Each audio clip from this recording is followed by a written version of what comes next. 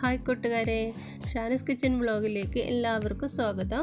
ഇന്നത്തെ വീഡിയോ ഒരു പഴംപൊരിയുടെ റെസിപ്പി ആയിട്ടാണ് ഞാൻ വന്നിട്ടുള്ളത്.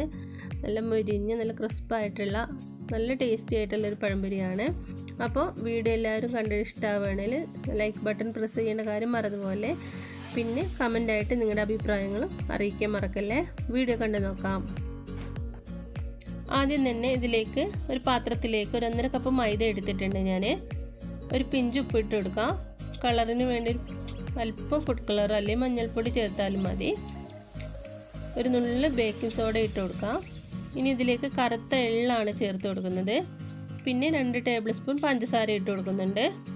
എന്നിട്ട് കുറച്ച് വെള്ളം ഒഴിച്ചിട്ട് എല്ലാം കൂടി നന്നായിട്ട് ആദ്യം ഒന്ന് മിക്സ് ചെയ്യാം. നല്ല പഴുത്ത പഴം ആയതുകൊണ്ട് തന്നെ ഞാൻ 2 ടേബിൾ സ്പൂൺ പഞ്ചസാര എടുത്തിട്ടുള്ളൂ. നിങ്ങൾക്ക് മധുരം കൂടുതൽ വേണമെന്നുണ്ടെങ്കിൽ നിങ്ങൾ എടുക്കുമ്പോൾ അതിൻ്റെ അളവ് കൂട്ടിയാൽ മതി. എന്നിട്ട് എല്ലാം കൂടി നന്നായിട്ടൊന്ന് മിക്സ് ആക്കിയതിന് ശേഷം പിന്നീട് വെള്ളം വേണം തോന്നുകയാണെങ്കിൽ കുറച്ചും കൂടി ഒഴിച്ചിട്ട് മാവ് അതിൻ്റെ ഒരു കറക്റ്റ് കൺസിസ്റ്റൻസിലാക്കി എടുത്താൽ മതി.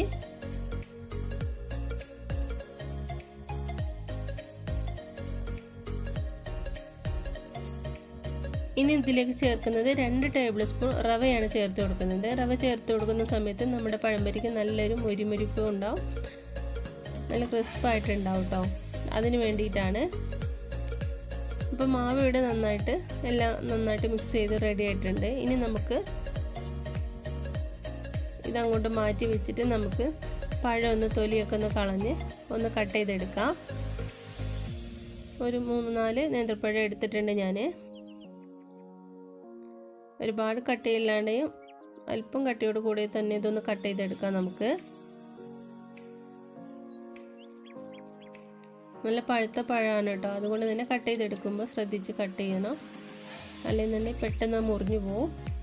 അപ്പോൾ പഴം ഇവിടെ കട്ട് ചെയ്തെടുത്തിട്ടുണ്ട്. ഇനി നമുക്ക് മാവിലേക്ക് മുക്കിയിട്ട് നമുക്കിത് ഫ്രൈ ചെയ്തെടുക്കാം. അപ്പോൾ ഓയിൽ ഇവിടെ ചൂടാക്കാൻ വെച്ചിട്ടുണ്ട് ഞാൻ. ആദ്യം ഒന്ന് നല്ലതുപോലെ ചൂടായതിന് ശേഷം പിന്നീട് ഫ്ലെയിം ഒന്ന് കുറച്ച് വെച്ചാൽ മതി. ഇതിലേക്ക് ഓരോന്നായിട്ട് ഇട്ട് കൊടുത്തിട്ട് നമുക്ക് ഫ്രൈ ചെയ്തെടുക്കാം. 2 വശം നന്നായിട്ട് വെന്ത് വരുന്ന സമയത്ത് നമുക്ക് എണ്ണയിൽ നിന്ന് കോരി മാറ്റിയാൽ മതി. എള്ള് ചേർത്തതിന് നല്ല ടേസ്റ്റാണ് പഴംപൊരിക്ക്. ഞാനൊരു വട്ടം ട്രൈ ചെയ്ത് നോക്കിയതാണ്, അതുകൊണ്ടാണ് പിന്നീടൊന്ന് ചെയ്തപ്പോൾ നിങ്ങളുമായിട്ടൊന്ന് ഷെയർ ചെയ്യാമെന്ന് വിചാരിച്ചു. കറുത്ത എള്ള് ചേർത്തത് കൊണ്ട് തന്നെ നമ്മുടെ പഴംപൊരിക്ക് നല്ലൊരു ടേസ്റ്റ് ഉണ്ടായിരുന്നു. ഇതിവിടെ ആയിട്ടുണ്ട്. ഇത് എണ്ണയിൽ നിന്ന് കോരി മാറ്റാം. ബാക്കിയുള്ളത് നമുക്ക് ഇതുപോലെ പെട്ടെന്ന് തന്നെ ഫ്രൈ ചെയ്തെടുക്കാം.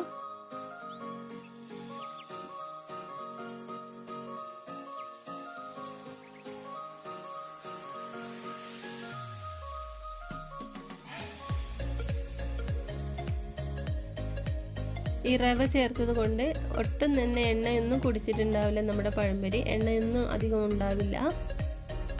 അപ്പോൾ ഇതിവിടെ ആയിട്ടുണ്ട്.